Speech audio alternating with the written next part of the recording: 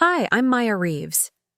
The last time I visited my sister's luxury penthouse, I was wearing my worn-out sneakers and coffee-stained uniform after finishing my third shift of the day. She laughed at my appearance, called me the family charity case, in front of her wealthy friends, then watched as her fiancé's father walked in, shook my hand, and called me Dr. Reeves, our new chief medical director. Her champagne glass shattered on the marble floor. But that wasn't the real betrayal. It was everything that came before. The years they dismissed my dreams, mocked my struggles, and called my ambition desperate. They forgot one thing. I never stopped fighting. Before we jump back in, tell us where you're tuning in from, and if this story touches you, make sure you're subscribed, because tomorrow I've saved something extra special for you. They never celebrated my achievements the way they did hers. At our parents' anniversary party, the spring after Serena landed that cushy marketing job right out of college, a position our father's golf buddy conveniently created, my mother paraded her around like a prized thoroughbred. "Our rising star," she beamed, hands proudly positioned on Serena's designer-draped shoulders. When she introduced me minutes later, her smile tightened. "And Maya, always working so hard."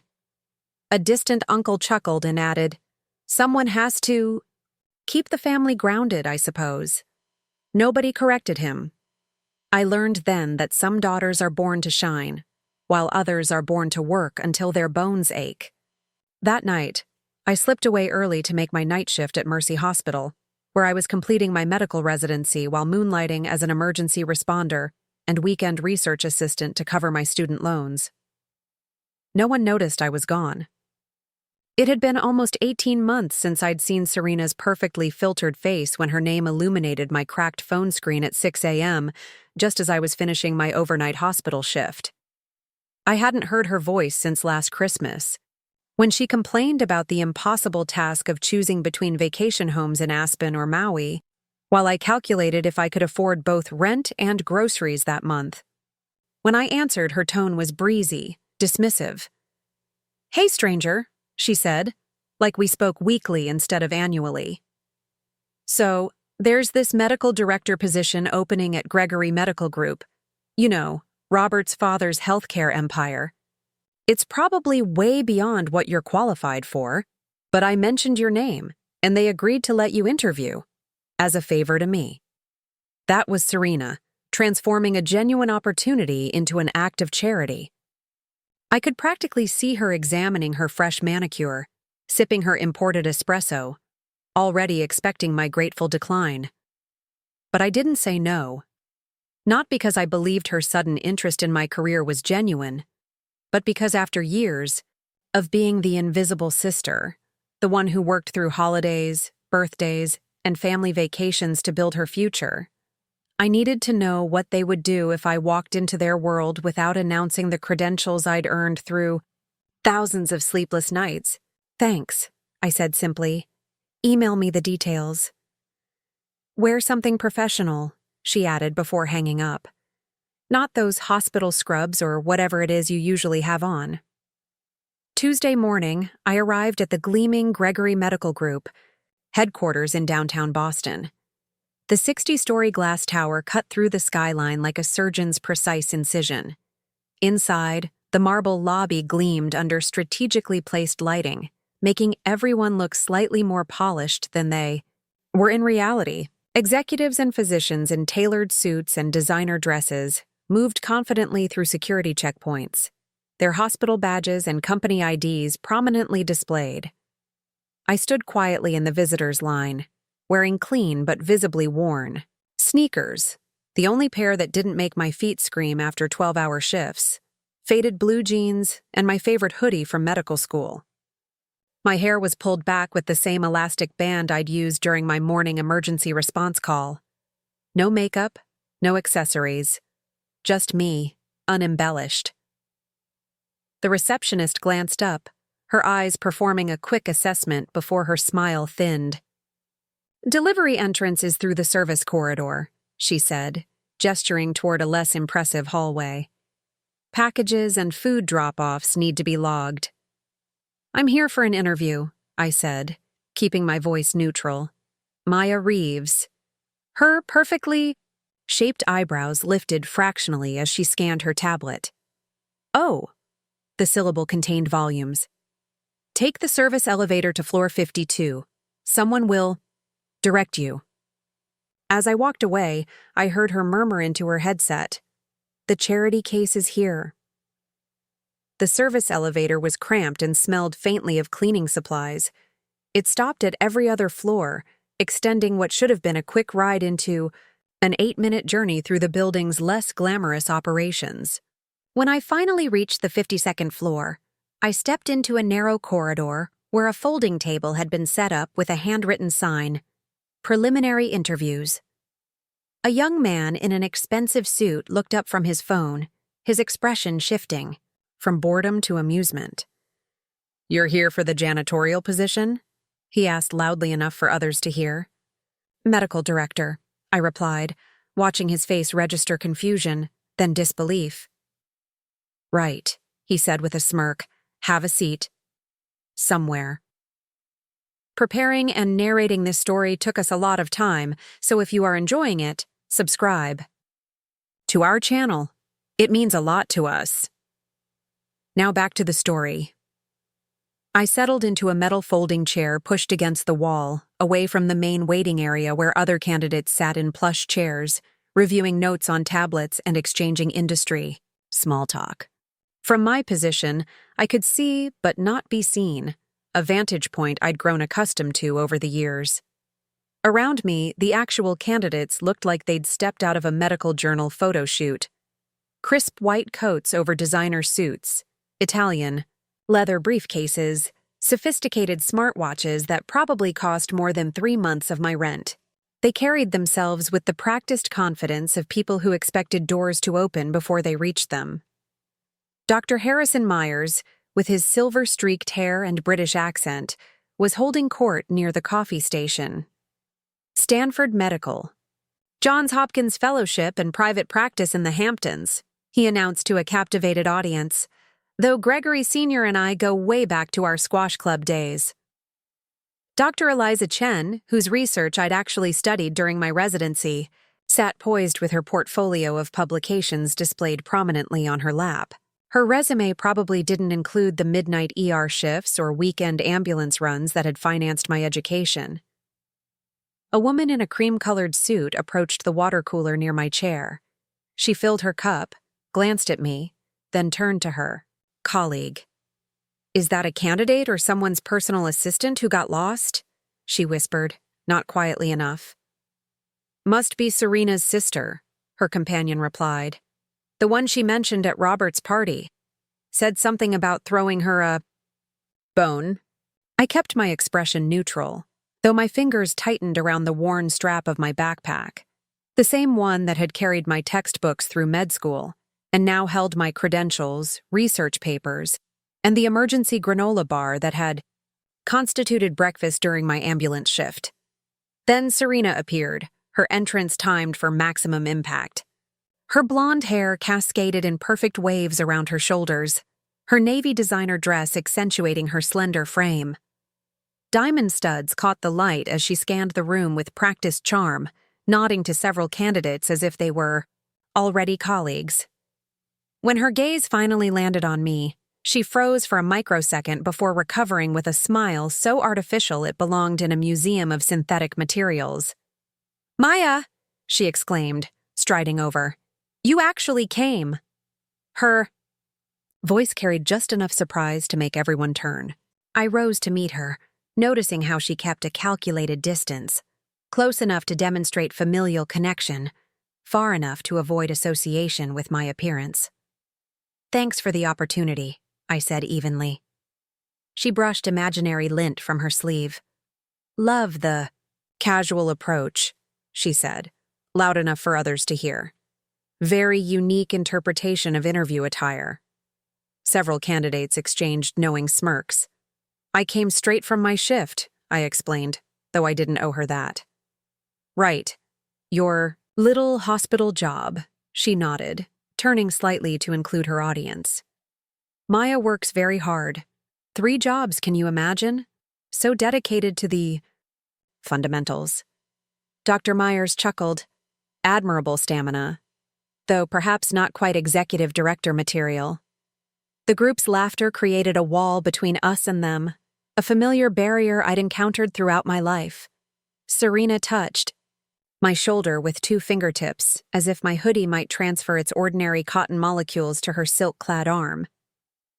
The preliminary screening is in Conference Room C. They'll call you. Eventually. As she walked away, I heard her murmur to Dr. Chen, "Family obligation, you understand." I didn't slump, didn't flinch. Instead, I pulled out my notebook, not an expensive leather-bound journal, but a spiral-bound pad I'd bought, in a pack of 5 at the dollar store. I flipped to a blank page and wrote, Day 1, Assumptions. The door to Conference Room C opened, and a tired-looking administrative assistant appeared with a clipboard. "Dr. Maya Reeves?" she called, scanning the waiting area before her eyes settled on me with visible surprise. As I stood, Dr. Myers leaned toward his colleague. "This should be quick," he said, not bothering to lower his voice. The conference room was aggressively cold, the kind of unnecessary refrigeration that expensive buildings use to demonstrate their climate control capabilities. A long table dominated the space, with 3 people seated at the far end, intentionally distant from the single chair positioned awkwardly near the door. Dr. Victoria Winters, Chief of Surgical Innovation according to her nameplate, didn't look up from her tablet as I entered. Beside her, Dr. James Patterson, head of research, inspected my worn sneakers with thinly veiled disdain. And finally, Robert Gregory Jr., Serena's fiancé, whose presence at this interview represented a conflict of interest so glaring it should have set off institutional alarms. "Ms. Reeves," Dr. Winters began, emphasizing the incorrect title. "We understand you're currently working at several medical facilities?" "Dr. Reeves," I corrected gently. "I'm completing my final year of surgical residency at Mercy Hospital, while also serving as an emergency responder for Metro Emergency Services and conducting research at Eastside Medical Center." Dr. Patterson's eyebrows lifted fractionally. 3 positions. How industrious. His tone suggested I was collecting aluminum cans rather than saving lives. Robert tapped his Mont Blanc pen against the table. "Let's be honest, this position requires connections and influence in the medical community. Our director will be the face of Gregory Medical Group. They'll need to move comfortably in certain circles." He leaned forward. "Do you regularly attend the Medical Association galas? The Physicians Foundation fundraisers?" "No," I answered honestly. "Those evenings usually find me in the ER." Dr. Winters slid a thick folder across the table. "Here's our current integration initiative. We'd like your assessment in." She glanced at her watch. 2 minutes. I opened the folder, scanning pages of deliberately convoluted protocols, contradictory statistics, and unnecessarily complex flowcharts. This wasn't an assessment. It was theater designed to showcase inadequacy. "We're particularly interested in your approach to our donor relations model," Robert added, exchanging a smirk with Dr. Patterson, "since you have so much experience with diverse economic backgrounds." I recognized the game. This wasn't about evaluating my qualifications. It was about confirming their preconceptions. They'd already decided who I was the moment they saw my clothes, heard my sister's dismissive introduction, noted my lack of social pedigree. Before I could respond, the door opened again. Serena glided in, carrying a tray of espresso for the panel, though none for me. "Just checking how things are progressing," she announced, positioning herself behind Robert's chair. Her hand rested possessively on his shoulder as she glanced at my open folder. "Oh, Maya, you're doing the integration assessment? That's ambitious." "Actually," I began, "We've seen enough," Dr. Winters interrupted, closing her tablet with a decisive click. This position requires someone with a certain background and presentation, someone who understands our clientele. Robert nodded. Someone who fits the Gregory image. Serena's smile was triumphant. Maya understands. She's always been practical. About her? Level? She turned to me with exaggerated sympathy. Maybe try one of those community health centers? They're always looking for dedicated people who don't mind the hours. I didn't slam my hand on the table, didn't raise my voice.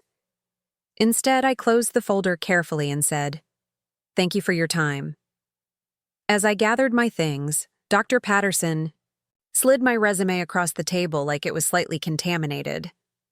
"Your persistence is noted. Not everyone would have shown up knowing the circumstances." I met his gaze directly.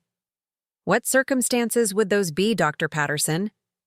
His eyes flickered to Robert, then back to me. "Well, the position has certain requirements that your background doesn't. My background includes graduating top of my class at Harvard Medical School, completing a dual surgical residency, publishing 16 research papers on innovative emergency protocols, and developing a trauma response system now implemented in 12 hospitals across 3 states. I stated calmly. Which specific part of that background seems inadequate? The room fell silent. Serena's perfectly manicured hand tightened visibly on Robert's shoulder. Dr. Winters recovered first. "Well, credentials on paper are one thing, but presence, connections." "I understand," I cut in, rising from my chair. "You're looking for someone who belongs to the right clubs, who attends the right parties, who wears the right clothes." I gestured to my hoodie. Clearly, that's not me. As I walked out, Serena followed me into the hallway, her heels clicking aggressively against the marble floor. "What was that?" she hissed, grabbing my arm. "You're embarrassing yourself. And me." I gently removed her hand. "I'm not embarrassed. Serena, I'm just finally seeing clearly." "Seeing what?" she demanded. "That I never needed your approval. Or theirs." I adjusted my backpack strap. "But I appreciate the interview. It was illuminating." Her eyes narrowed. "Don't get dramatic. This is how the world works. Some people fit, others don't. It's not personal." "It's entirely personal," I replied. "But that doesn't make it true." As the elevator doors closed between us, I pulled out my notebook again and wrote, "Some build their success. Others have it handed to them. Only one version survives a storm." Back at my apartment, a 1-bedroom walk-up with unpredictable heating and a persistent leak under the kitchen sink, I kicked off my sneakers and collapsed onto my secondhand couch. The springs creaked in familiar protest as I stared at the ceiling, replaying the day's humiliations. My phone buzzed with an incoming text, a photo from Serena, her, Robert, and the interview panel at some rooftop bar, champagne flutes raised. The caption read, "Celebrating our new medical director. Dr. Harrison Myers joins the Gregory family."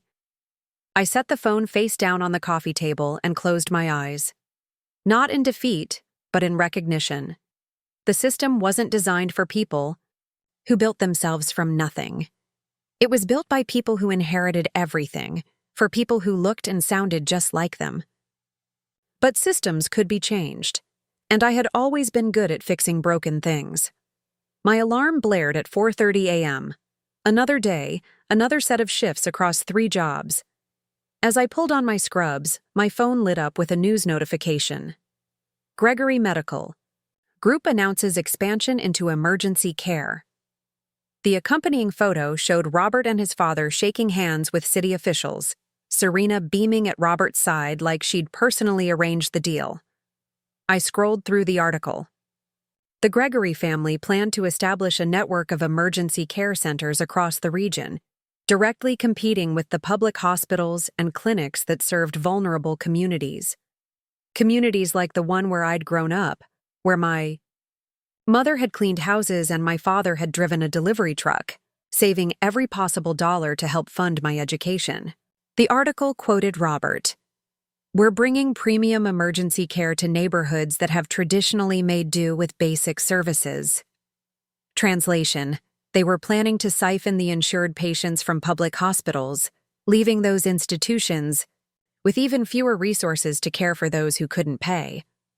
I pulled up my research database and searched for recent Gregory acquisitions, property records, business filings, zoning applications. A pattern emerged: strategic purchases surrounding existing public health facilities, particularly in areas undergoing gentrification. My phone buzzed again. Dr. Lee, my research mentor at Eastside, had sent a message. "Maya, need to talk. New protocols being implemented. Not good. Call me." I checked the time. Still 30 minutes before my ER shift. I dialed Dr. Lee's number. "They're pushing a new trauma protocol," she said without preamble. "Based on the Gregory model, it prioritizes certain cases over others based on efficiency metrics." I knew what that meant. Patients with better insurance would receive priority care. Who approved this? It came from above, way above. Her voice lowered. "Word is, Gregory Sr. made some generous donations to key board members. The protocol goes into effect next month unless someone can prove it's fundamentally flawed." I thought of my research. 3 years of data demonstrating that equitable trauma protocols not only saved more lives, but actually improved overall hospital efficiency. Research that had been consistently under review by journals with ties to major healthcare corporations. "I might have something," I told her. "Give me a few days." I arrived at Mercy Hospital just as dawn was breaking. The ER was already buzzing. A multi-car accident had brought in several trauma cases. I jumped in immediately, working alongside nurses and techs I'd known for years, people who judged me by my skills, not my shoes. Between cases, I checked my research database again, digging deeper into Gregory Medical Group's expansion plans. Their proposed emergency centers would implement a patient routing system that appeared neutral on its surface, but would effectively segregate patients by socioeconomic status. It was brilliant in its calculation and devastating in its implications. And it was built on data they'd stolen from my research, data they'd misinterpreted and manipulated to serve their financial interests. As my shift ended, Dr. Patel, the chief of emergency medicine, caught me in the hallway. "Maya, got a minute?" We stepped into a quiet corner near the staff lockers. His expression was grave. "I just came from a board meeting. Gregory Medical is pressuring us to adopt their new patient management system. If we refuse, they're threatening to open a competing center 2 blocks away. They can't force us to change our protocols," I argued. "We have standards." "We also have bills," he replied wearily. "The board is worried we'll lose our insured patients. They're considering the proposal." I felt a chill that had nothing to do with the hospitals. Aggressive air conditioning. "Those protocols will hurt people, Dr. Patel. You know that." "I do." He rubbed his forehead. "That's why I told the board we have an alternative. Your research, Maya. Your equitable trauma response system. It could demonstrate that we can be both efficient and ethical." "My research has been stuck in review for months," I reminded him. "Maybe it's time it got unstuck." He handed me a business card. "Dr. Gregory Watson. He's the new editor-in-chief at the Journal of Emergency Medicine." I stared at the name. "Gregory? As in—" "No relation to our friends at Gregory Medical," Dr. Patel clarified. "In fact, quite the opposite. He's been pushing back against corporate influence in emergency care for years. He's giving a lecture at Boston Medical tomorrow night. I think you should be there." I slipped the card into my pocket, beside the faded photo of my parents I always carried. My mother in her housekeeping uniform, my father in his delivery company jacket, both smiling with fierce pride at my white coat ceremony. I'll make it work. That night, I spread my research across my kitchen table, reviewing 3 years of data, protocols, and outcomes. The evidence was clear. My system not only saved more lives, but did so while optimizing resource allocation. It was everything Gregory Medical claimed their system would do, except mine didn't sacrifice vulnerable patients in the process. As I worked, my phone buzzed with another text from Serena. Mom says you missed Sunday dinner. Again. Some things never change. Attached was a photo of my family around our parents' dining table, Serena in the center, my mother gazing at her adoringly, my father's arm around her shoulder. The empty chair where I should have been was barely visible at the edge of the frame. I turned the phone face down and returned to my work. Some absences spoke volumes.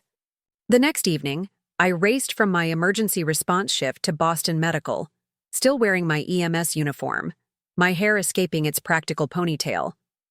I slipped into the lecture hall just as Dr. Watson was being introduced. He was older than I expected, with kind eyes behind wire-rimmed glasses and a deliberate manner of speaking that commanded attention without demanding it. His lecture focused on the ethical implications of corporate healthcare models, specifically, the dangers of prioritizing profit over patient outcomes. The latest trend, he explained, displaying a slide that looked remarkably like Gregory Medical's proposed system, is to disguise patient filtering as resource optimization. But the data tells a different story. He clicked to the next slide, and my breath caught. It was my data, or at least data that mirrored mine with uncanny precision. This alternative approach, he continued, demonstrates that truly equitable emergency protocols actually improve overall outcomes while maintaining fiscal responsibility. After the lecture, I joined the small crowd gathering around Dr. Watson. When my turn came, I introduced myself and explained my research. His eyes lit up with recognition. Dr. Reeves, I've been hoping to meet you. Your submission to the journal was enlightening. He lowered his voice. And remarkably similar to what Gregory Medical is claiming as their innovation. That's what I wanted to discuss, I began. But before I could continue, a commotion at the entrance drew our attention. Robert Gregory Sr., founder and CEO of Gregory Medical Group, entered the hall, flanked by his son and a team of sleek executives. His commanding presence silenced the room instantly. Gregory? Dr. Watson acknowledged coolly. This is a surprise. Watson, the older man's smile didn't reach his eyes. Still fighting progress, I see. Still defining progress differently, Dr. Watson replied. He gestured to me. Have you met Dr. Maya Reeves? She's developed quite a remarkable emergency protocol system. Robert Sr.'s gaze shifted to me, his expression unreadable. Dr. Reeves? He repeated as if testing the name. No, I don't believe we've had the pleasure. She's actually, Dr. Watson began. No one of consequence, Robert Jr. cut in, finally recognizing me. Just a resident who interviewed for a position, unsuccessfully. My sister-in-law, actually, Robert Sr. corrected, surprising everyone. Serena's sister, yes? She's mentioned you. The revelation rippled through the room. Several executives exchanged glances. Dr. Watson's eyebrows rose fractionally. I straightened my shoulders. Yes, I'm Serena's sister. I'm also the author of the equitable trauma response system that your company has apparently repurposed. The room went silent. Robert Sr.'s expression hardened. That's a serious accusation, Dr. Reeves. It's not an accusation, I replied calmly. It's a fact. My research data forms the foundation of your new protocol, except you've inverted the core principle. My system prioritizes medical need. Yours prioritizes financial value. Robert? Junior stepped forward. This is absurd. Our system was developed by our internal research team. Your internal research team, I continued, pulling out my phone, which includes Dr. James Patterson, who served as a reviewer for my journal submission 3 months ago. The same submission that was mysteriously delayed while your team developed a remarkably similar system. Dr. Watson's expression shifted from surprise to understanding. That would explain the statistical similarities I noted in my review. Robert Sr. studied me with new interest. You have evidence of this claim? I have the original research, the submission timestamps, the reviewer assignments, and the data showing the identical statistical models, I confirmed. What I don't have is an explanation for why a company with your resources would need to appropriate someone else's work. A tense silence followed. Then Robert Sr. did something unexpected. He laughed, not dismissively, but with genuine amusement. Patterson told me you were unsuitable, he said. Evidently, his assessment was incomplete. He turned to his son. You interviewed her? Robert Jr. shifted uncomfortably. She wasn't what we were looking for.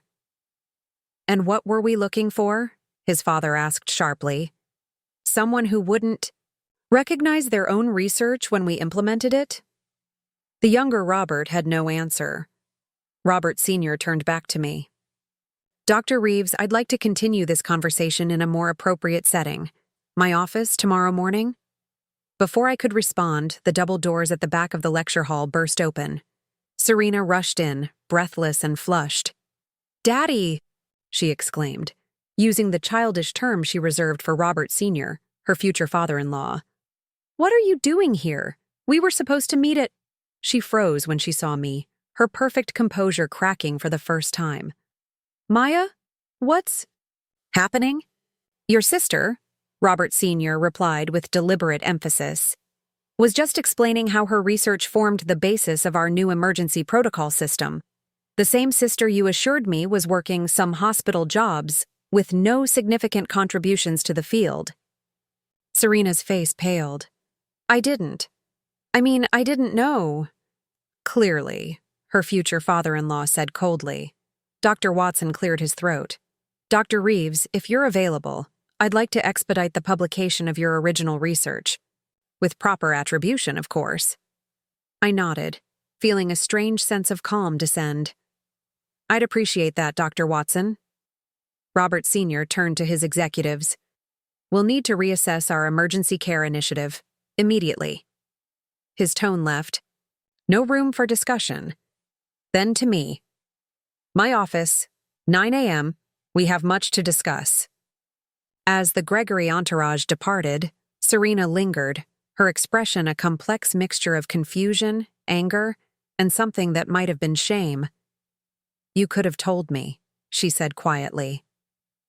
Would you have listened? I asked. She had no answer. For that. I left the lecture hall with Dr. Watson, discussing publication timelines and the implications of my research. Behind us, Serena remained rooted in place, watching as the carefully constructed narrative of her life, and mine, began to unravel. The next morning, I stood outside the Gregory Medical Group headquarters wearing the same hoodie and jeans from the interview. Not out of defiance this time, but because after my overnight ER shift, I hadn't had time to change. My backpack contained my research, my data, and the worn photo of my parents that had traveled with me through every challenge. The same receptionist looked up as I approached, her expression shifting from dismissal to uncertainty when she recognized me. Dr. Reeves, she said, the correct title falling awkwardly from her lips. Mr. Gregory is expecting you, top floor. The executive elevator, not the service one this time, whisked me directly to the 60th floor. No stops, no delays. The doors opened to reveal a reception area larger than my entire apartment, with floor-to-ceiling windows offering a panoramic view of the city below. A distinguished assistant led me to Robert Sr.'s office, a corner suite that somehow managed to be both imposing and tasteful. The man himself stood by the window, his back to the door, hands clasped behind him as he surveyed his domain. Dr. Reeves, he acknowledged without turning. Prompt. I appreciate that. 3 jobs require good time management, I replied. He turned then, studying me with the same penetrating gaze from the lecture hall. Yes, your sister mentioned your multiple commitments, though she failed to mention their significance. Serena and I have different metrics for success, I said simply. Evidently. He gestured to a chair across from his desk. Please. I sat, placing my backpack beside me. Robert Sr. remained standing, his imposing figure framed by the Boston skyline behind him. I've reviewed your research, he began without preamble. Thoroughly. It's exceptional work, far more nuanced than what my team produced. Your team didn't produce anything, I corrected gently. They repurposed my work and inverted its purpose. Yes. His admission was surprisingly direct. An unethical decision made by individuals who will no longer be with our organization. He pressed a button on his desk. A side door opened and Dr. Patterson entered, looking significantly less confident than during my interview. Behind him came Robert Jr., his expression a mixture of resentment and resignation. Dr. Patterson, you reviewed Dr. Reeves's journal submission, then used her research to develop our emergency protocol system, Robert Sr. stated. It wasn't a question. The doctor cleared his throat. Sir, I merely identified promising approaches. And adapted. You stole her work, Robert Sr. cut in sharply. And you, he turned to his son, dismissed her candidacy despite her superior qualifications because... Robert Jr. glanced at me, then away. She didn't fit the profile. We discussed. The profile. His father's tone was ice. You mean she didn't attend the right social functions, wear the right clothes, move in the right circles? She's Serena's sister, Robert Jr. protested weakly. The one who's always working, never around. Serena said, I'm not interested in what Serena said, Robert Sr. interrupted. I'm interested in results, in innovation, in integrity. He turned back to me, all of which Dr. Reeves has demonstrated, while you and your colleagues were busy planning charity galas and country club memberships. The tension in the room was palpable. Dr. Patterson stared at the floor. Robert Jr.'s jaw tightened. You're both dismissed, Robert Sr. said finally. We'll discuss your futures with the company later. After they left, he settled into his chair, suddenly looking older, wearier. I owe you an apology, Dr. Reeves, not just for the misappropriation of your work, but for the disrespect you were shown. That's not how I built this company. With all due respect, I replied, it appears to be exactly how your company currently operates. Instead of taking offense, he laughed, a genuine laugh that crinkled the corners of his eyes. Direct. I like that. He leaned forward. You know, I started Gregory Medical from nothing, worked 3 jobs myself to put myself through medical school, built this company, patient by patient, innovation by innovation. This revelation surprised me. Robert Sr.'s reputation was that of old money, established power. Somewhere along the way, he continued, we lost that founding principle, started valuing appearances over substance. He gestured to the door through which his son had exited. Started promoting people who looked the part rather than those who did the work. He pushed a folder across the desk toward me. Your research will be fully credited and implemented as originally designed. Additionally, I'd like to offer you a position. I opened the folder. Inside was a contract for Chief of Emergency Medicine Innovation, a title that didn't previously exist, with a salary that made my eyes widen. This is generous, I acknowledged, but I haven't finished my residency. You'll complete your training while developing your protocols for our new centers, he explained. With full academic freedom and ethical oversight, I studied him carefully. Why this sudden change of heart? Not sudden, he corrected, clarifying. You reminded me what this company was supposed to stand for. He gestured to the contract. I'm not asking you to forgive the disrespect you were shown. I'm asking you to help me fix the system that allowed it. Before I could respond, the office door burst open. Serena rushed in, followed by a flustered assistant attempting to intercept her. Her eyes were red-rimmed, her perfect composure shattered. "Daddy, you can't be serious," she began, then stopped short when she saw me. "What is she doing here?" Robert Sr.'s expression hardened. "Dr. Reeves is here at my invitation to discuss her new position with Gregory Medical." Serena's gaze darted between us, then fixed on the contract on the desk. "What position?" "Chief of Emergency Medicine Innovation," he replied calmly. She laughed, a brittle sound. "That's not even a real position." "It is now." His tone left, no room for argument. But Robert said, "Robert was wrong," her future father-in-law cut in sharply. "As were you, it seems, about your sister's contributions to medical science." Serena turned to me, her expression raw with a complex mix of emotions: shock, betrayal, and something that might have been shame. "You could have told me," she said again, echoing her words from the lecture hall. "Would you have believed me?" I asked gently. She had no answer for that. Robert Sr. cleared his throat. "Serena, I need to finish my meeting with Dr. Reeves. We can discuss this later." For a moment, I thought she might argue. Instead, she straightened her shoulders, smoothed her expression, and nodded stiffly. As she turned to leave, she paused at the door. "Maya," she began, then stopped, seemingly at a loss for words. "It's okay," I said, though I wasn't entirely sure what I was forgiving.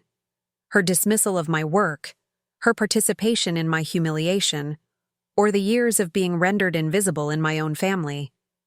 After she left, Robert Sr. sighed heavily. "Family is complicated," he observed. "Yes," I agreed simply. He gestured to the contract. "Take some time to consider the offer. It's merely a starting point for discussion." I closed the folder but didn't take it.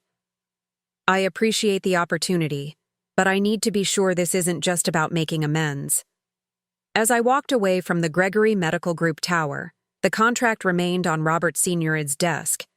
Not because I didn't want it, but because I needed something more than a title and a salary. I needed to rebuild on my own terms. My phone vibrated in my pocket. Dr. Watson from the medical journal. "Maya, I've expedited your research for emergency publication. The board wants to feature it as our cover story."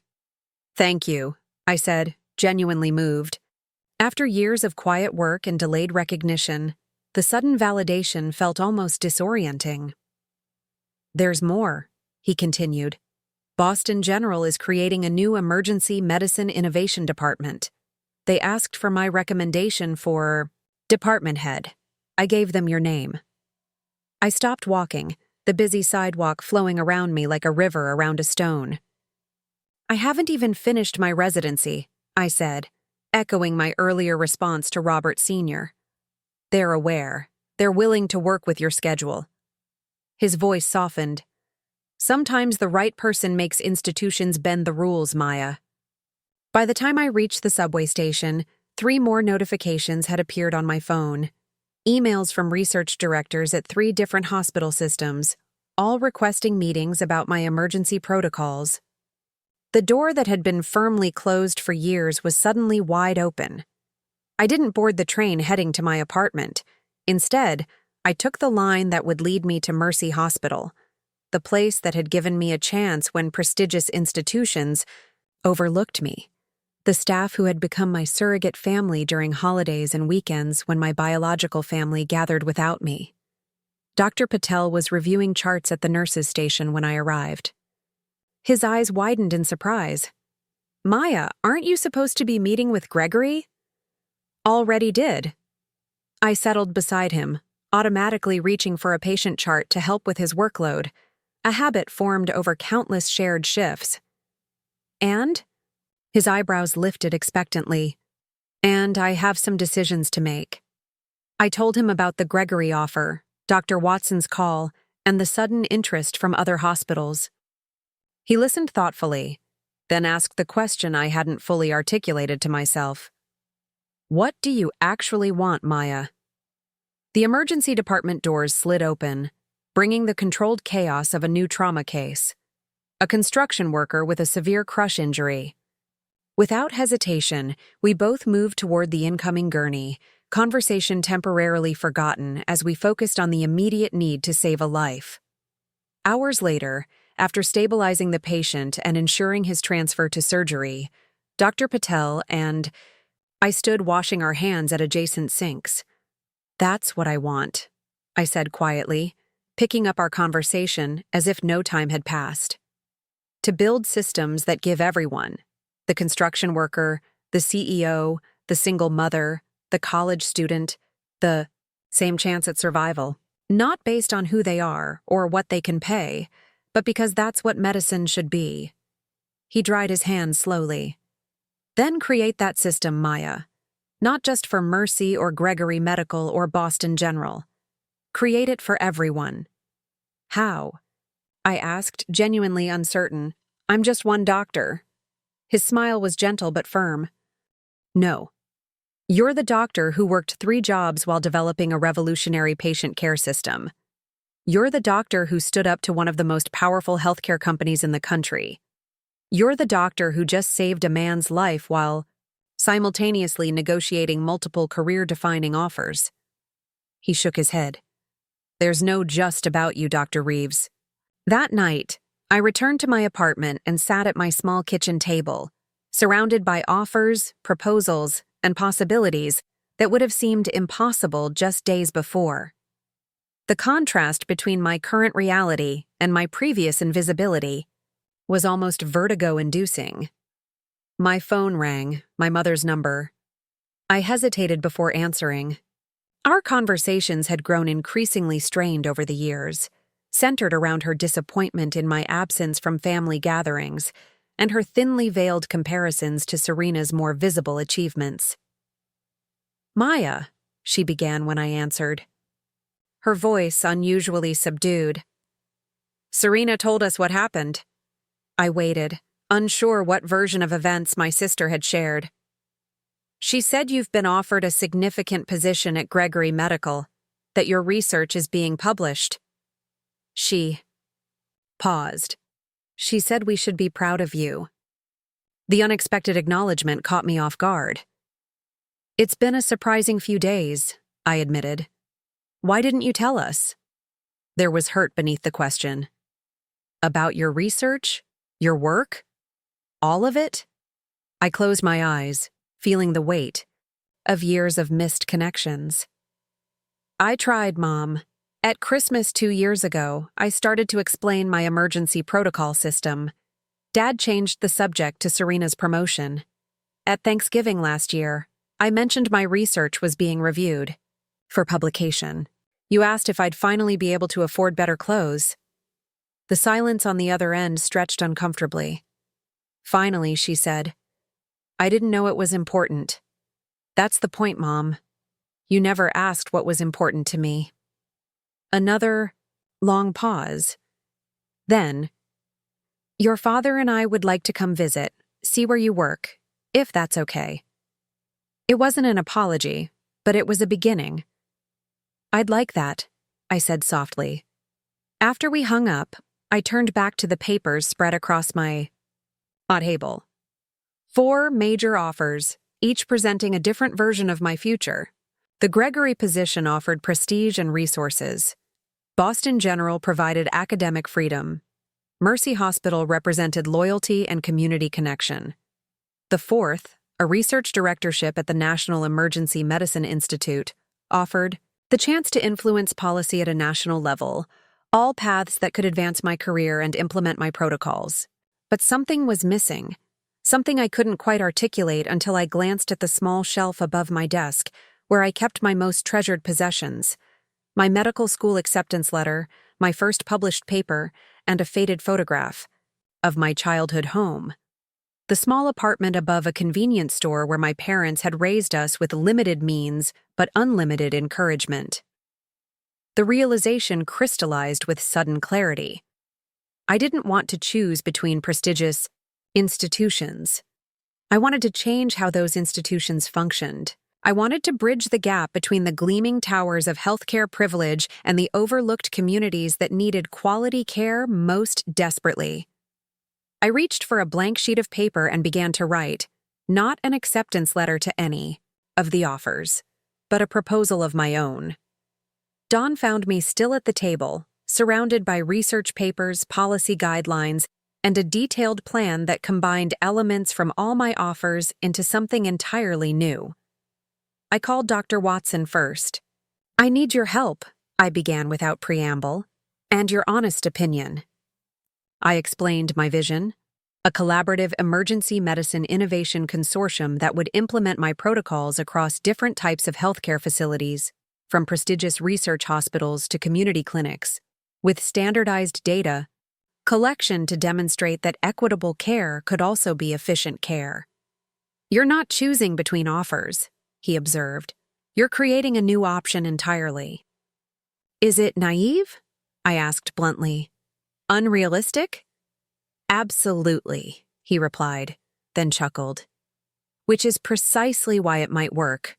The most transformative ideas always seem impractical at first." Next, I called Dr. Patel, who listened carefully. Before asking, "What do you need from Mercy?" "To remain as our community hospital partner," I explained. "To continue implementing the protocols as you have been, but with more resources and support." "You have it," he said without hesitation, "whatever you need." My third call was to Robert Sr., who answered despite the early hour. "Dr. Reeves." He greeted me formally. "Have you considered our offer?" "I have a counter-proposal," I replied, then outlined my consortium plan. There was a long silence. Then, "You're asking me to collaborate with our competitors." "I'm asking you to lead a transformation in emergency care," I corrected, "to be remembered not just for building a successful company, but for changing how emergency medicine functions across the entire healthcare system." Another silence, this one thoughtful rather than resistant. "Come to my office at noon," he finally said. "Bring your proposal." As I prepared for the meeting, my phone buzzed with a text from Serena. "Can we talk? In person?" I hesitated, then replied, "After my meeting with your father-in-law. Coffee shop across from Gregory Tower at 2 p.m. Her response came immediately. "I'll be there." When I arrived at the Gregory building, the atmosphere had noticeably shifted. The receptionist greeted me by name and title. The security guard nodded respectfully. In the elevator, a young doctor in a pristine white coat nervously introduced herself as a new resident who had read my preliminary research papers. "Your approach to triage efficiency changed how I think about emergency protocols," she said, earnestly. "It's why I applied to Gregory's program." I thanked her, still adjusting to being seen after years of invisibility. Robert Sr.'s office was more crowded than I expected. Dr. Watson was there, along with representatives from Boston General, the National Emergency Medicine Institute, and surprisingly, Dr. Patel from Mercy Hospital. I took the liberty of inviting some potential stakeholders, Robert Sr. explained, gesturing for me to take the central seat. "Since your proposal affects us all."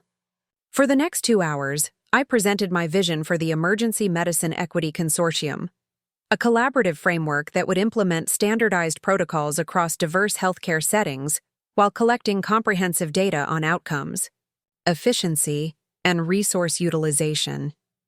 "The goal isn't just better emergency care for some patients," I explained, displaying slides that showed projected improvements across different demographic groups.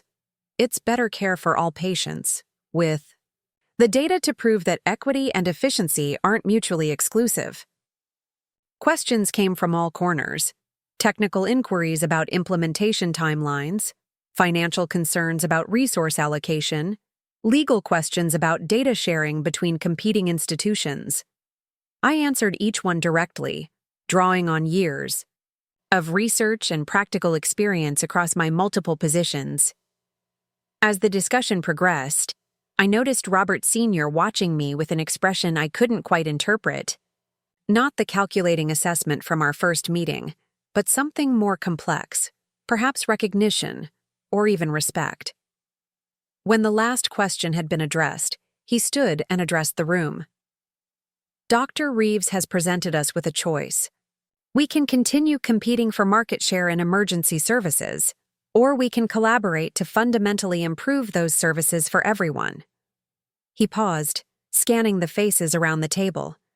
Gregory Medical Group is prepared to commit initial funding and resources to launch this consortium, provided other institutions make comparable commitments. One by one, the representatives voiced their support, tentatively at first, then with increasing confidence as the potential benefits became clearer. Dr. Watson was the last to speak. The journal will create a special publication track for consortium research, ensuring transparency and rapid dissemination of findings. He glanced at me with unmistakable pride. With Dr. Reeves as the inaugural director, of course. I blinked in surprise. Director? I haven't finished my residency. A technicality, Robert Sr. waved dismissively. You'll complete your clinical requirements while establishing the consortium framework. The board has already approved an exceptional appointment. As the meeting concluded and representatives exchanged contact information and follow-up plans, Robert Sr. gestured for me to remain behind. When we were alone, he said simply, "You could have taken my offer. It was generous." It was, I acknowledged. But it would have helped only Gregory patients. He studied me thoughtfully. You know, when I started this company, I had similar ideals. Somewhere along the way, growth became the goal rather than the means. He straightened a pen on his desk. My son doesn't understand that yet. Neither does your sister. I chose my words carefully. They've had different experiences. Yes, he agreed. They've never had to work 3 jobs or fight to be seen. His expression softened slightly. Neither did I, for that matter, until my family lost everything in the recession of '78. I built back from nothing, but I've forgotten what that felt like. The unexpected personal revelation caught me off. Cart, why are you telling me this? Because I recognize something in you that I've lost in myself, he admitted. And because I want you to succeed where I failed, in maintaining your principles alongside your ambition. He extended his hand. The consortium has my full support, Dr. Reeves. Don't let us dilute your vision. As I left the tower, my mind was still processing the extraordinary turn of events when I spotted Serena waiting at the coffee shop across the street. She was less polished than usual, her hair in a simple ponytail, her designer clothes replaced by jeans and a sweater that looked surprisingly ordinary. She stood when I entered, nervously adjusting her cup on the table. "I ordered your usual," she said, gesturing to a black coffee with 1 sugar, my preference since college. The small detail surprised me. I hadn't realized she'd been paying attention. "Thank you," I said, sliding into the seat across from her. An awkward silence stretched between us, filled with years of misunderstandings and missed connections. "I saw the news alert," she finally said, turning her phone toward me. On the screen was a healthcare industry bulletin. Revolutionary Emergency Care Consortium announced, Dr. Maya Reeves named director. That was fast, I murmured, slightly overwhelmed by how quickly events were unfolding. "You're going to be famous," she said, with a hint of her old teasing tone. But then her expression grew serious. "Maya, I need to tell you something. About why you pretended I didn't matter," I supplied gently. She flinched but nodded. "It started as jealousy," she admitted. "You were always the smart one, the dedicated one. Mom and Dad mortgaged the house to pay for your medical school. They were so proud." This revelation stunned me. "They remortgaged the house?" "They told me they'd saved enough." "They didn't want you to worry." She twisted a napkin between her fingers. But then you were so busy with school, then residency, then all your jobs. You missed birthdays, holidays. Mom started saying you were too important for us now. That's not true, I protested. I was working. I know that now, she interrupted. But it was easier to believe you'd abandoned us than to admit we couldn't keep up with you. So we created this narrative that you were just struggling, working multiple jobs because you had to, not because you were building something important.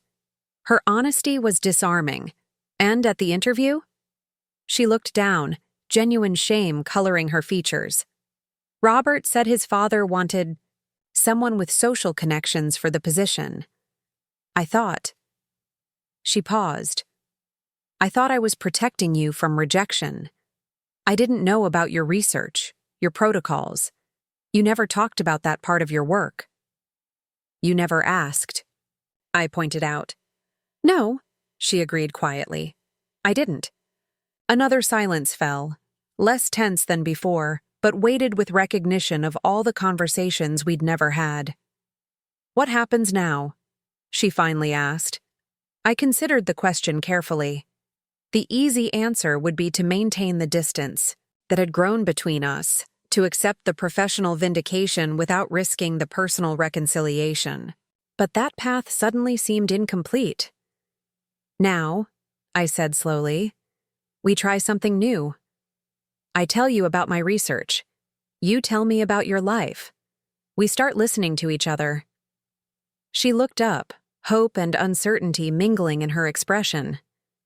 Just like that? After everything? No, I shook my head. Not just like that. It will take time. Trust needs to be rebuilt. But families are complicated, as your father-in-law reminded me yesterday. He's not my father-in-law yet, she said, unexpectedly. Robert and we're taking a break.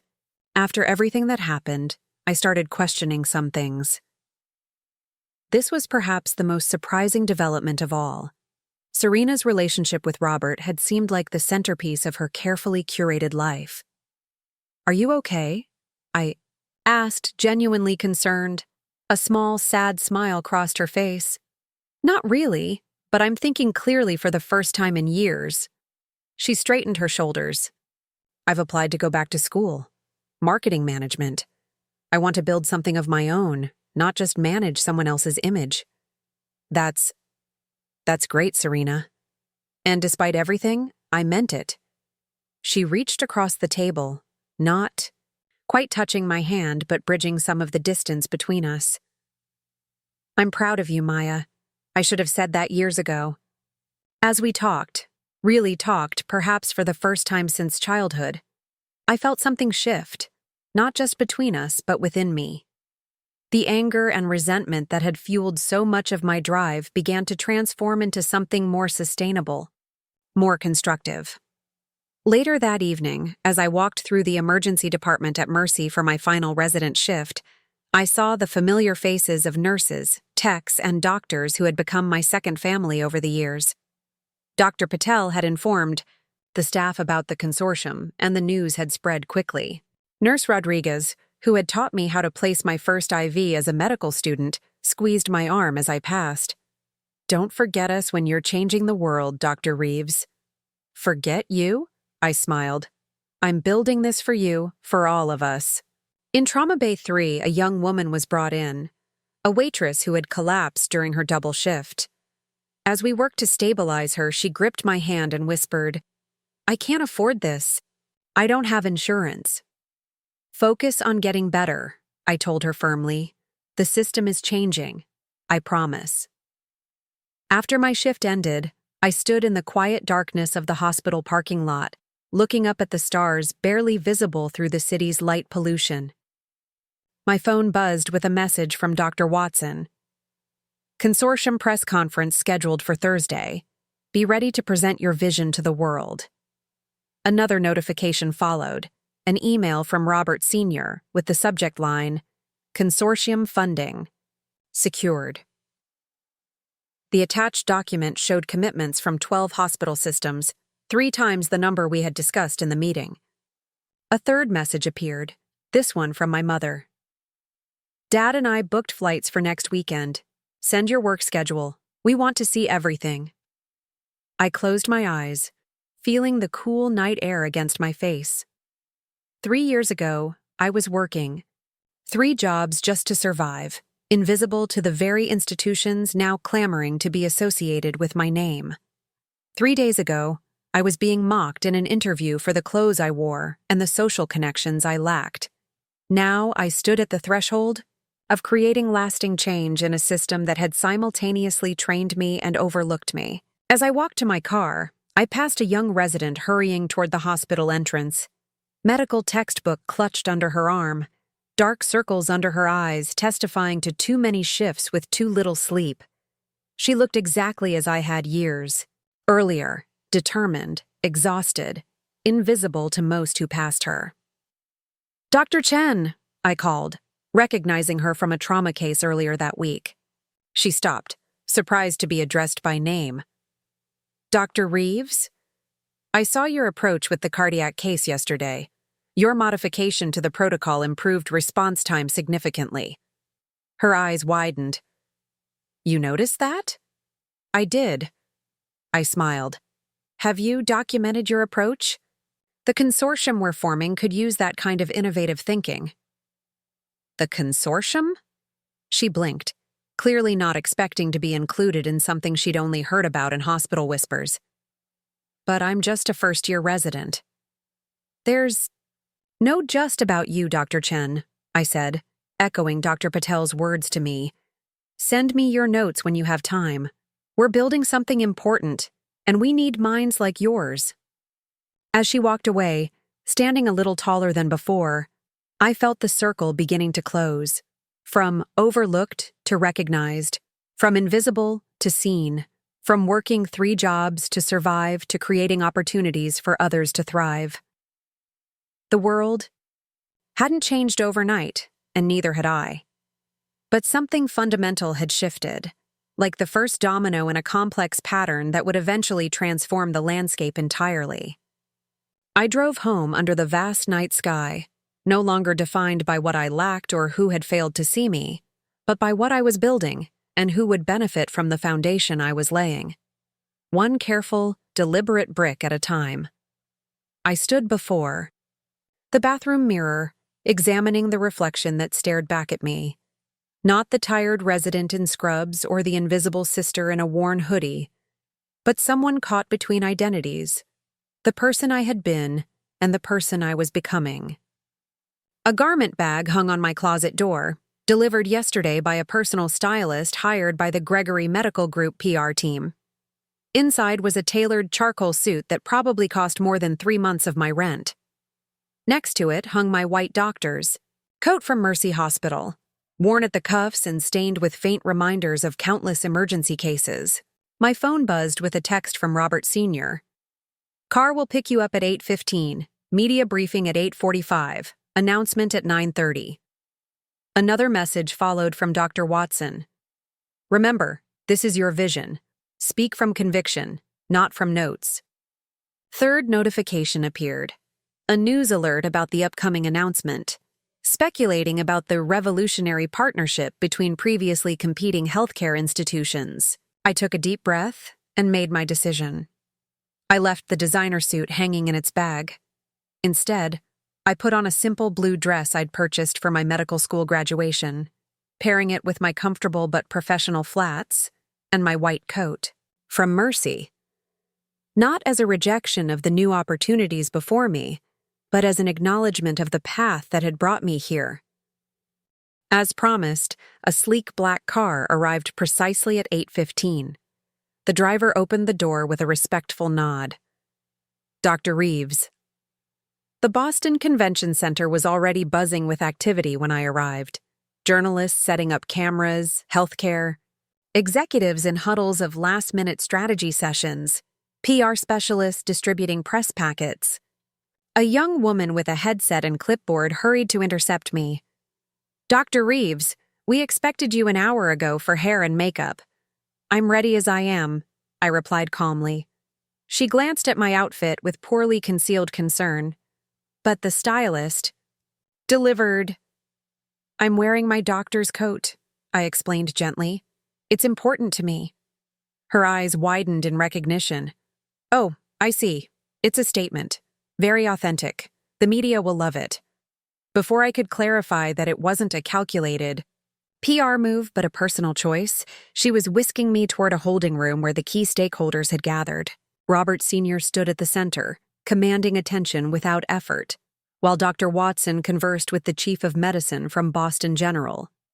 Dr. Patel represented Mercy Hospital, looking slightly out of place among the polished executives, but standing proudly nonetheless.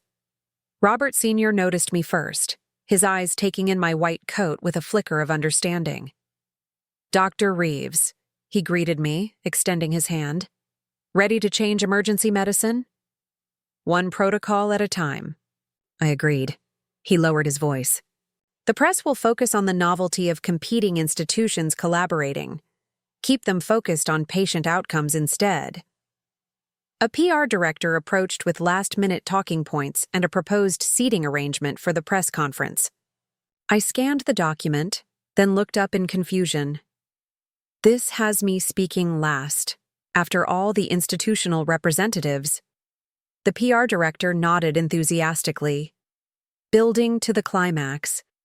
The young doctor who brought everyone together, it's a compelling narrative arc. But it positions the consortium as a feel-good story, rather than a substantive shift in emergency care protocols, I pointed out. We need to lead with the medical innovation, not the personal journey. Robert, Sr. interceded smoothly, adjust the order. Dr. Reeves presents the medical framework first, then institutional representatives address implementation details. His tone left no room for discussion. As the PR team scrambled to reorganize, Dr. Watson moved to my side. Remember when you first submitted your protocol paper? The reviewer comments called it impractically idealistic. I smiled at the memory. Dr. Patterson's exact words, as I recall. And now those same institutions are fighting for the privilege of implementing your impractical system. His eyes crinkled with satisfaction. Vindication takes many forms, Maya. The media briefing passed in a blur of technical questions and clarifications.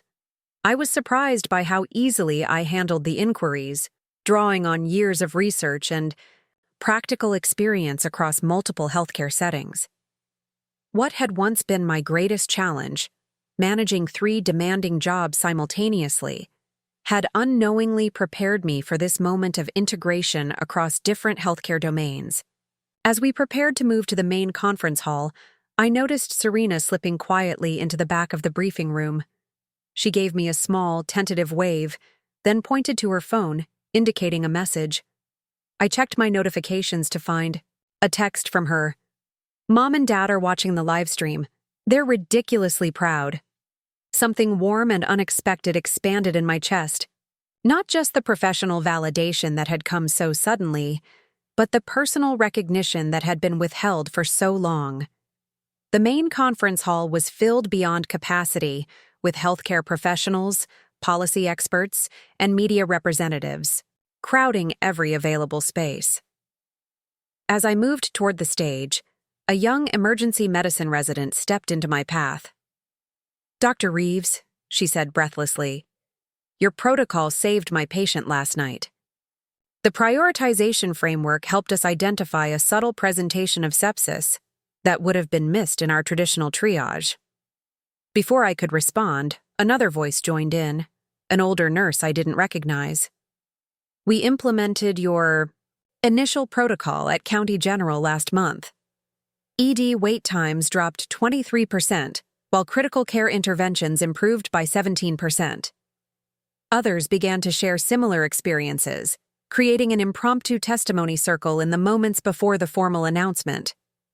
These weren't executives or policymakers, but frontline healthcare workers who had already begun using elements of my system in their daily practice. As I finally took my seat on the stage, I realized that the most significant change wasn't happening in boardrooms or press conferences, but in emergency departments across the region, where practitioners hungry for better systems had already begun implementing the protocols I'd developed during my fragmented, exhausting triple-shift existence. Robert Sr. opened the proceedings with uncharacteristic brevity, positioning the consortium as a long-overdue recognition that emergency medicine requires collaborative rather than competitive approaches. He then introduced me without embellishment. Dr. Maya Reeves, architect of the Equitable Emergency Protocol System and director of the new consortium. As I approached the podium, the weight of the moment settled on my shoulders, not as a burden, but as a responsibility I had unknowingly been preparing to carry. The sea of faces before me included skeptics and supporters, policymakers and practitioners, all waiting to hear how this consortium would actually function. Emergency medicine, I began, operates at the intersection of our greatest medical capabilities and our most profound healthcare inequities. Every day across this country, life-altering treatment decisions are influenced not just by medical necessity, but by implicit biases, resource constraints, and systemic inefficiencies. I advanced to the first slide, not a corporate logo or organizational chart, but a simple graph showing disparate outcomes across demographic groups. These gaps in care aren't just statistics. They're unnecessary deaths, preventable complications, and human suffering that we have the knowledge and resources to address. I moved through the presentation methodically, explaining how standardized protocols could simultaneously improve efficiency and equity. The Equitable Emergency Protocol System isn't revolutionary because it's complex, I explained. It's revolutionary because it's simple, a standardized framework that removes subjective decision points while optimizing resource allocation. For the next 20 minutes, I outlined the specifics of the protocol, the implementation timeline, and the data collection mechanisms that would allow for continuous improvement. As I spoke, I could see the shift in the audience from polite interest to engaged attention, from skepticism to consideration. When I concluded, the questions came rapidly. Technical inquiries about implementation, financial concerns about resource allocation, policy questions about regulatory compliance. I addressed each one directly, drawing on my experiences across different healthcare settings. A healthcare reporter from the Boston Globe raised her hand. Dr. Reeves, your overnight success is remarkable. How does it feel to suddenly be at the center of this major healthcare initiative? The characterization made me pause. I appreciate the question, but I should clarify, there's nothing overnight about this work.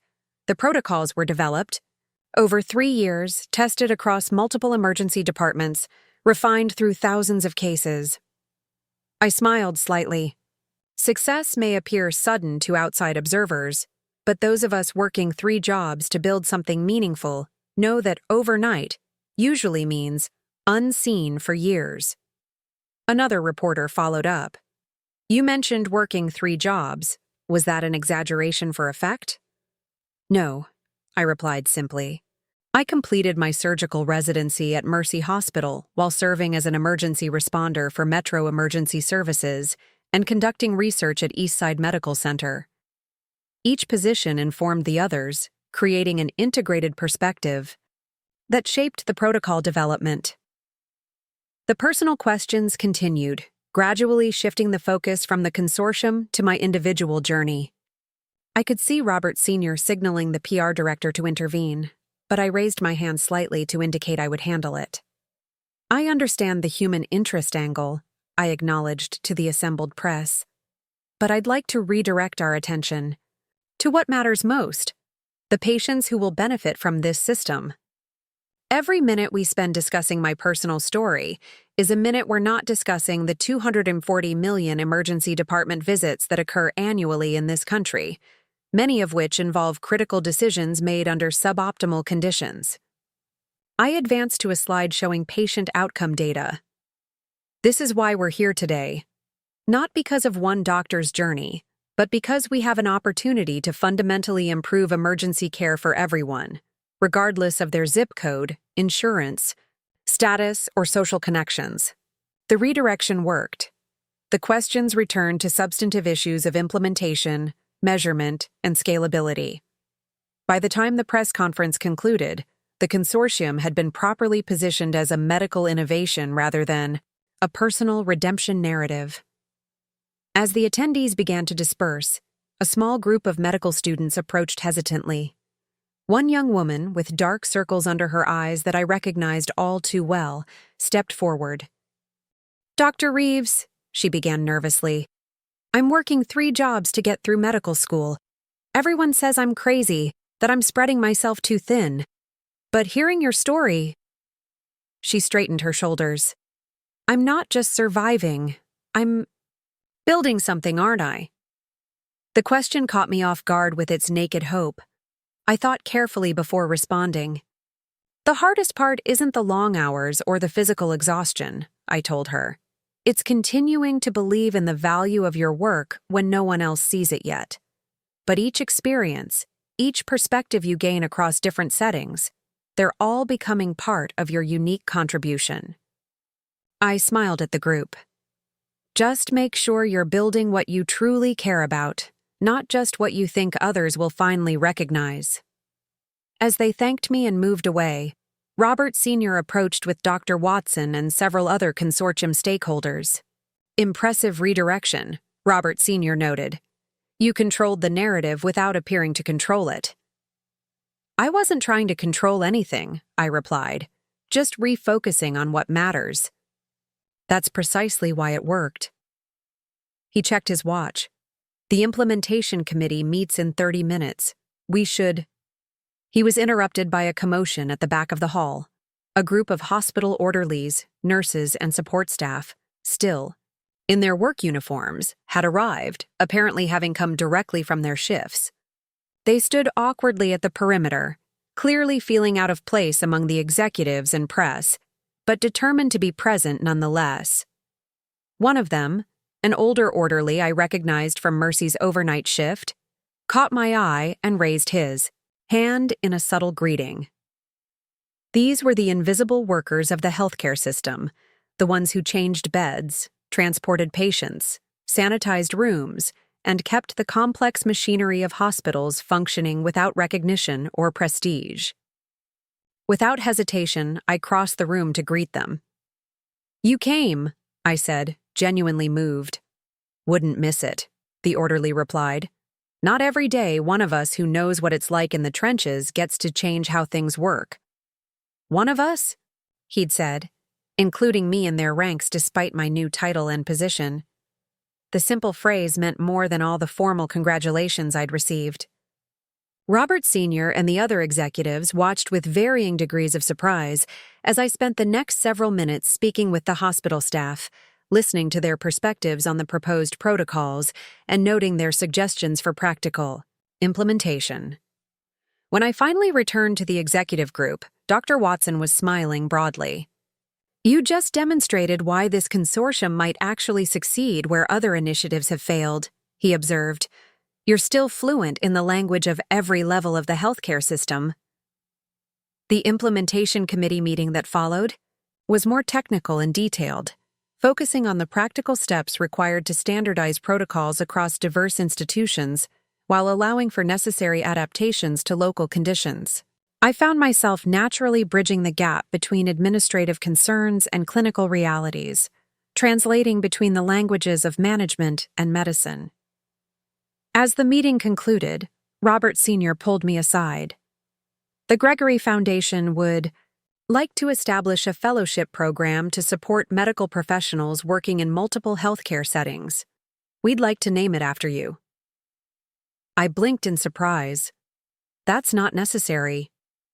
"It's not about necessity," he replied. "It's about creating pathways for others like you, those with the drive to work multiple jobs not just for survival, but for integration and innovation." The offer was tempting in its potential impact, but something about it felt premature. "I appreciate the gesture," I said carefully, "but I'd prefer to focus on implementing the consortium properly before lending my name to additional initiatives." Rather than appearing disappointed, he nodded with apparent approval. "Measured, focused on substance over recognition. You continue to demonstrate why you're the right person to lead this effort. As the day's events finally wound down, I found myself alone in a quiet corner of the convention center, momentarily sheltered from the continuing buzz of activity. My phone had been buzzing steadily with congratulatory messages, media inquiries, and scheduling requests. I scrolled through them briefly, then stopped at a text from my mother. "We just watched the whole thing. Your father cried. So did I. We didn't understand before. We do now." Before I could reply, Serena appeared, having navigated through the dispersing crowds to find me. "That was—" She hesitated, searching for the right word. "Extraordinary. You were extraordinary." "It's just the beginning," I reminded her. "Implementation is where the real challenges start." Still. She sat beside me, careful to maintain a respectful distance. "You did what everyone said was impossible. You got competing hospitals to collaborate, researchers to share data, administrators to prioritize equity." She smiled slightly.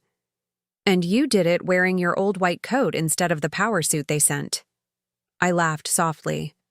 Some transformations are internal, not external.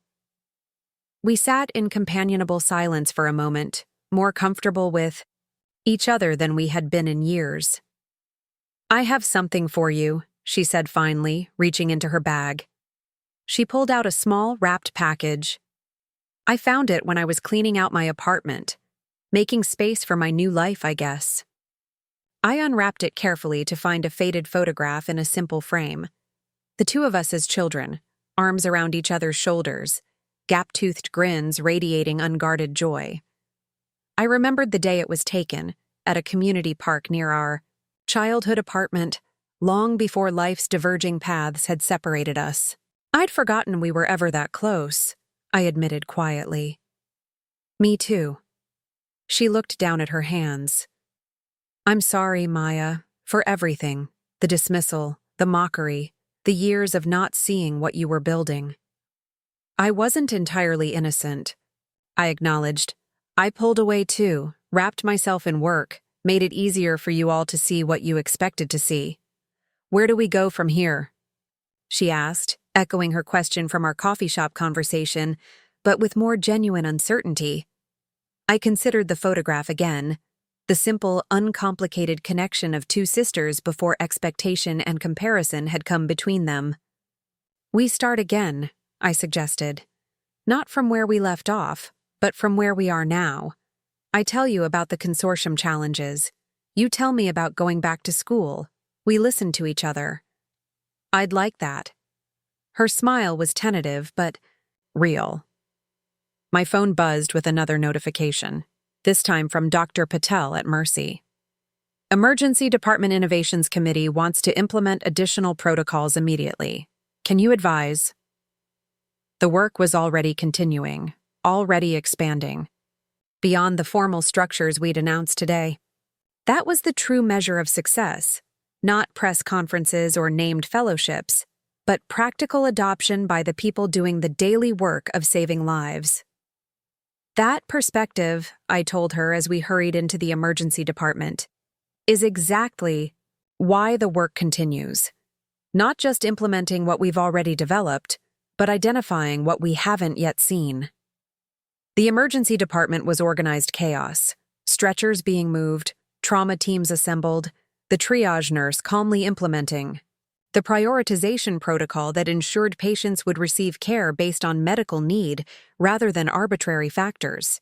In the midst of the activity, I spotted Dr. Patel directing resources with the practiced efficiency of someone who trusted both the system and the people implementing it. He acknowledged my arrival with a quick nod. "Just in time, Dr. Reeves. Trauma 3 needs additional hands." Without hesitation, I moved toward the indicated bay, shedding my civilian identity and stepping fully into my role as an emergency physician.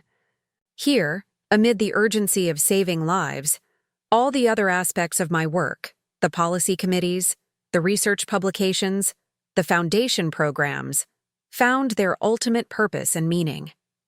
As I joined the trauma team working to stabilize a critically injured patient, I felt the familiar sense of complete presence that had sustained me through years of multiple jobs and competing demands. This was where theory met practice, where protocols translated into preserved lives, where systems revealed their strengths and weaknesses in real time. Multiple rib fractures, possible tension pneumothorax, the resident reported crisply. Implementing Protocol J7 for respiratory compromise in multi-system trauma. I nodded approval, noting how confidently she referenced the protocol I had developed during those overnight shifts when everyone else thought I was just working multiple jobs to survive. The framework that had begun as scribbled notes during rare quiet moments between emergencies was now guiding life-saving interventions throughout the department. Later, as the crisis stabilized and patients were moved to appropriate units for ongoing care, I found myself standing at the nurses' station reviewing outcomes and protocol adherence with the senior staff. The preliminary data was encouraging, improved. Response times, appropriate resource allocation, effective communication across specialty teams. The protocols held up well under pressure, Dr. Patel observed, scrolling through the electronic records. Especially the critical decision points for intervention sequencing. We should review the trauma bay workflows tomorrow, I suggested. I noticed some hesitation in the equipment access patterns that we could streamline. He smiled slightly. Always improving, never satisfied. That's how systems evolve, I reminded him. Not through dramatic reinvention, but through continuous refinement based on direct observation. As I finally prepared to leave several hours later, having helped stabilize the emergency and document the protocol implementation for future analysis, I passed the hospital's main entrance where a new sign had recently been installed. Mercy Hospital Emergency Medicine Innovation Center, established in partnership with the Reeves Consortium for Equitable Emergency Care. I paused briefly, struck by the strange juxtaposition of my name on the building where I had once been just another overworked resident. Not because the recognition itself mattered, but because of what it represented, the validation of an approach to healthcare innovation that came not from privileged distance, but from direct immersion across multiple contexts. Outside, the night sky was clear, stars visible despite the city lights. I took a moment to breathe deeply, transitioning from the intensity of emergency medicine back to the broader perspective of systems change. My phone showed multiple missed calls and messages from the policy committee, from Robert Sr., from the medical journal editor, from Serena checking on my whereabouts. All important, all connected to the expanding impact of work that had begun in obscurity and necessity, all waiting for tomorrow. For tonight, I had been exactly where I needed to be, at the intersection of theory and practice, of individual care and systemic improvement, of the multiple professional identities that had once been a matter of survival and were now a deliberate choice. As I drove home through the quiet streets, I reflected on the message I would share with Anna Chen and other students working multiple jobs to make their educational dreams possible. The path that seems most difficult, straddling different worlds, maintaining multiple responsibilities, building bridges between disparate environments, often reveals insights invisible to those who travel more privileged and singular routes. What looks like struggle to others might actually be the foundation of your unique contribution. What feels like being stretched too thin might actually be expanding your perspective in essential ways. What appears to be taking the long road might actually be the direct path to innovations no one else can see. Sometimes working 3 jobs isn't just about surviving. Sometimes it's about building something that transforms not just your life, but an entire system that needs the perspective only you can provide. Up next, you've got 2 more standout stories right on your screen. If this one hit the mark, you won't want to pass these up. Just click and check them out. And don't forget to subscribe and turn on the notification bell so you don't miss any upload from us.